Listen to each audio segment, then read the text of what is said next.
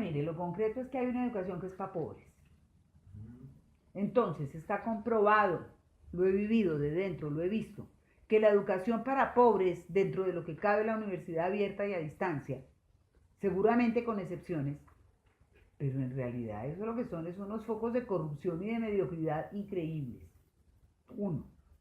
Dos, ya sabemos que como parte de la política neoliberal, pues viene toda esta reducción, ya no son 5 años, sino 4 de estudios, y que ya tener un pregrado era lo que antes en mi época era tener un bachillerato, o sea, no sirve para nada, porque se trata también de reducir el acceso de las clases populares y de la clase media a la educación, y que luego cuando un pobre infeliz termina el doctorado y todo lo que le piden ya está viejo y debe hasta el culo, para pagarle al ICETEX o a la empresa privada o a quien sea y que pretenden que sus padres queden empeñados por ello. O sea, es que todo es de una grosería, perdóname que cualquier cosa que me preguntes yo voy a llegar a lo mismo. Y me empiezo, perdónenme, como a enloquecer y a enfurecer y a pensar que el MTJ tiene razón de existir. ¿Sabes lo que es el MTJ? Movimiento Terrorista Juguetón, cuyo lema es sin daños colaterales. Entonces, por ejemplo, en la celebración de los 20 años del Ministerio de Cultura, realmente deseé ir a poner pedos químicos en el momento más solemne del acto, pero pues no supe dónde conseguirlos. Porque realmente sí, es la inutilidad. Tú puedes patalear, pero eso es como mirar un insecto en una telaraña. Tú lo ves de fuera y pobre huevón, él jura que está haciendo algo. Y no por eso debe dejar de patalear. Entonces, ¿cómo se ve reflejado? No te respondí. No. Entonces se ve reflejado en esas reducciones, en todo, pero resulta que la formación artística no se da así, no se da por decreto. No hay un número de horas que decreta yo no sé qué sistema para que realmente seas diestro en el piano. ¿Sí? Entonces es una disminución de la calidad. Y peor cuando te pretenden enseñar actuación entonces por internet, olvídate. Entonces, bueno, es bien complicado el asunto. Y desde el punto de vista de lo no formal, lo que pasa es que entonces, ¿qué pasa? Nos encontramos frente a dos posibilidades. O hay una política pública que apoya lo no formal, para que lo no formal entonces no sea un negocio, porque desde que sea un negocio, ahí empezamos, costo-beneficio, cobertura, y no la calidad y las necesidades reales de hacer diestro a alguien en un oficio determinado. Entonces, ahí es una disminución enorme, por supuesto, al apoyo de la iniciativa privada, de pequeños proyectos, pero que son grandísimos en impacto, como por ejemplo Punto Caneta, Punto Taller Metropolitano de Dramaturgia, que funciona hace 10 años, donde nadie jamás nunca pagó un peso, porque siempre a partir de un pequeño apoyo del Estado, que paradójicamente con ese apoyo del Estado no se hace el evento, pero sin ese apoyo tampoco. ¿Por qué? Porque ese apoyo sirve de base para conseguir otros recursos y tejer otros aliados que permitan una oferta de becas para dar una formación en dramaturgia de alta calidad por fuera de la academia, que es lo que se ha hecho, con eso y con el Encuentro Iberoamericano de Dramaturgia. Entonces, ¿qué te dicen con las nuevas políticas y con la economía naranja? Ay, esa es una marca muy reputada. ¡Cobre! Cobre, que como eso tiene tan buena historia, y haga un buen negocio chino, emprendimiento. No, es que lo mío no son los negocios. El deber del Estado es fomentar. Eso no quita que pueda existir la universidad privada, pero es que es lo mismo que el cuento de la universidad pública. Entonces es toda una política de exterminio de lo público en aras de favorecer lo privado. Y son iniciativas privadas las no formales. Y esas iniciativas pues les exigen es que tengan un montón de capital. Y uno no tiene ese capital. Su único capital es la honradez, su único capital es el conocimiento del medio. Su capital es la experiencia que ha logrado, no con el Estado, sino contra el Estado, sobrevivir 10 años. Y mantenerse en esta cosa, no de gratuidad, porque no es gratis, alguien paga porque las personas vayan, pero sí de exigencia, de fomento desde lo público a estas iniciativas.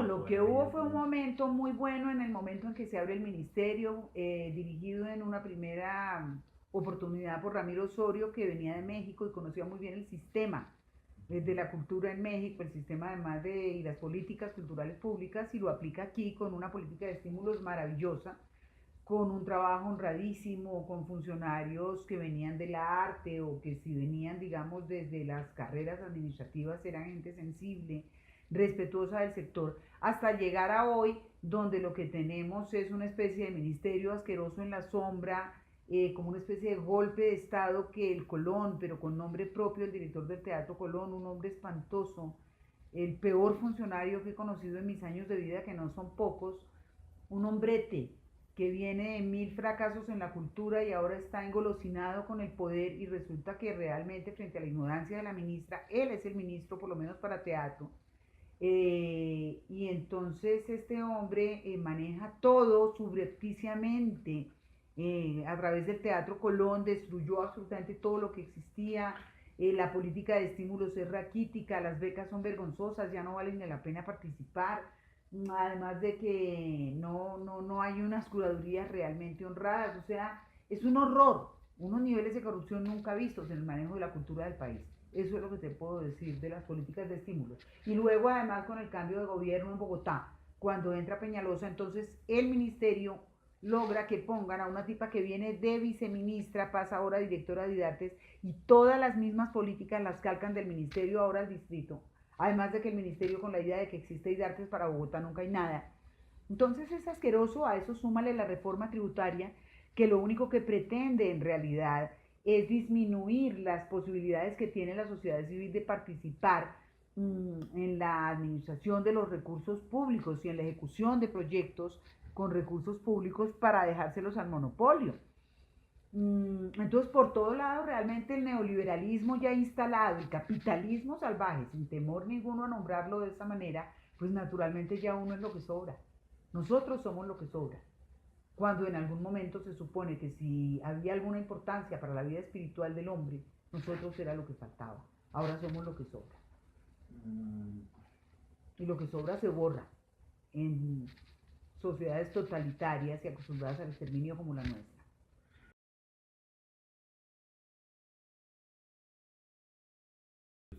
Mire, el papel aguanta todo.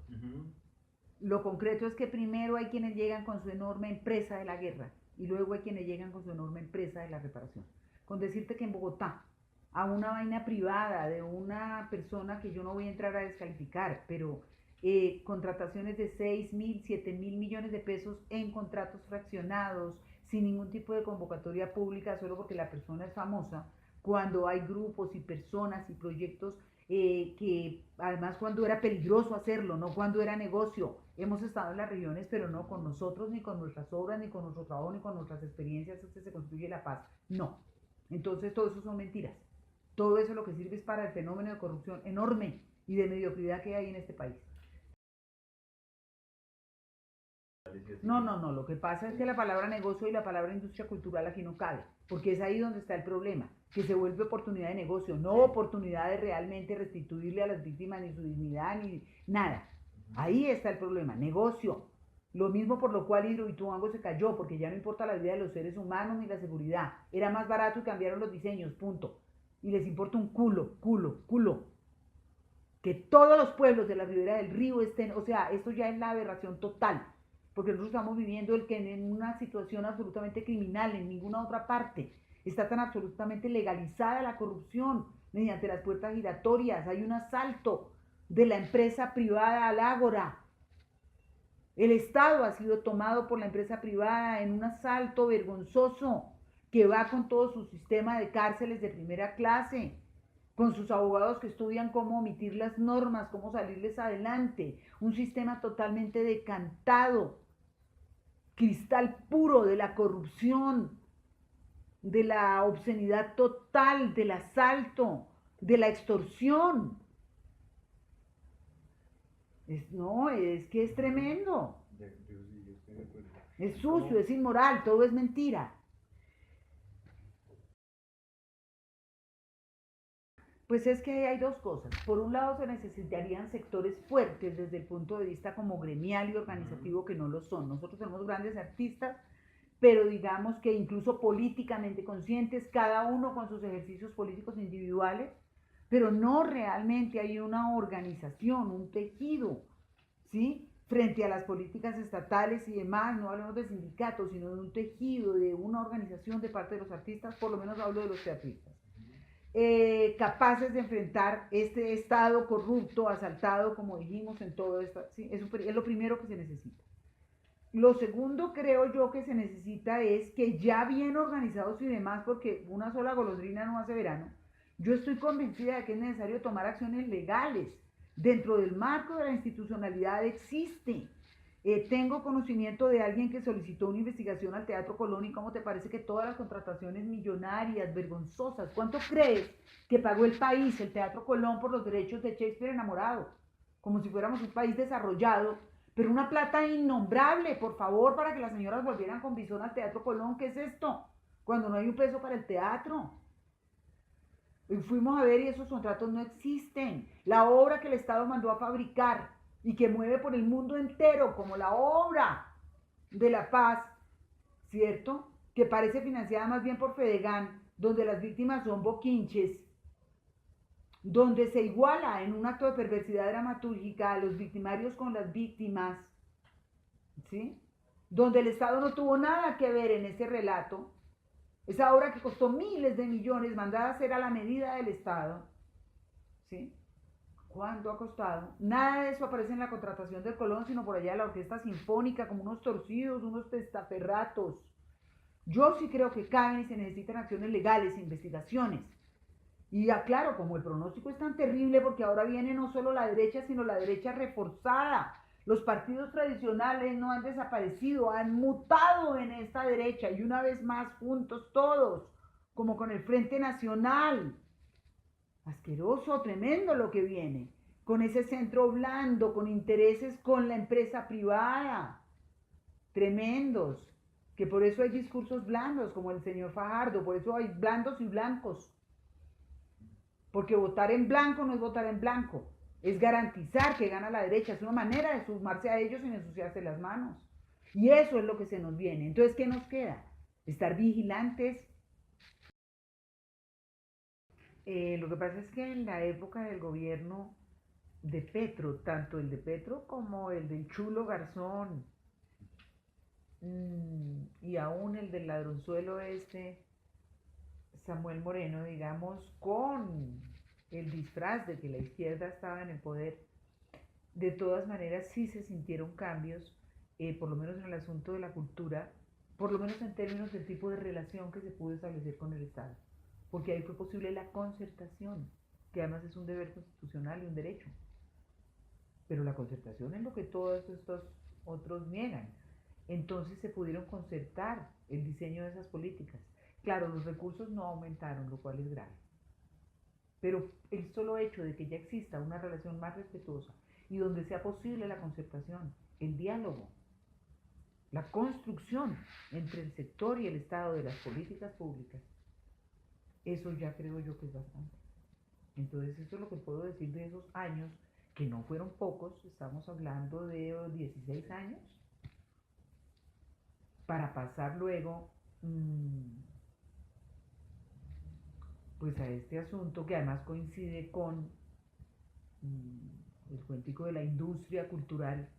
Es que quien dijo que tenemos que ser industria, es que es un contrasentido. No es que no podemos ser industria, el teatro por ejemplo es una artesanía. ¿Industria? No, no, no, no, no. ¿Cuál es el lugar del arte en la vida social? Eso es lo que decía hace un momento. Es que eso es lo que ha cambiado, porque además hay un momento del país en el cual vivíamos todavía con aquel eco de que los colombianos hablamos un muy buen español, la Atenas suramericana, y había un poco en algunos sectores, digamos, nuestros sinvergüenzas políticos eran sinvergüenzas y de todo, pero al menos se las daban de poetas. Y había, digamos, la idea de soñarse un país, la idea de una construcción de país donde entonces la cultura jugaba un papel importante. Pero ahorita en esa economía de mercado, ¿qué importancia puede tener eso? Ninguna.